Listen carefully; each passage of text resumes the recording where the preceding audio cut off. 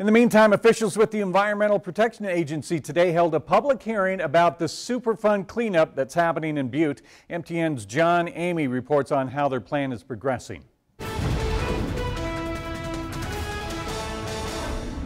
While a consent decree was reached in January over the future cleanup of Butte Superfund site, people still don't know what's in that agreement.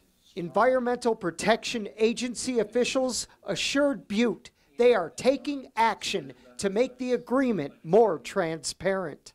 On April 27th, we have a status conference with the judge. The parties have come together and we would like to modify the confidentiality order so that we could bring more information to the community. Officials with the EPA held a public hearing at the Butte Public Archives Wednesday and took questions from the packed room. The consent decree, which was reached between the EPA, Butte, Atlantic Richfield, and other agencies, concerns the cleanup of mine waste along Silverbow Creek and other parts of the city.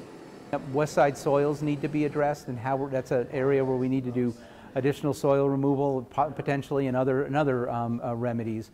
And we also need to focus on Berkeley Pit, which Montana Resources is doing great work in trying to begin to treat that water earlier.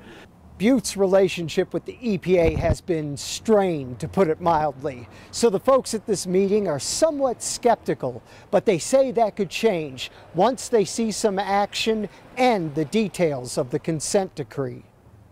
But the rubber meets the road when the consent decree comes out and we find out what are the remedy, what is the restoration as we look forward.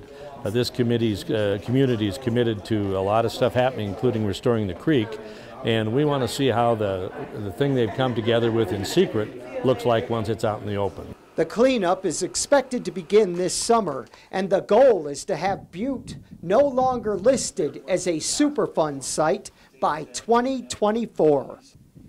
In Butte, John Amy, MTN News. And just so you know, the EPA says it will be conducting a health study in conjunction with the cleanup effort, and that's expected to be released by the summer of 2019.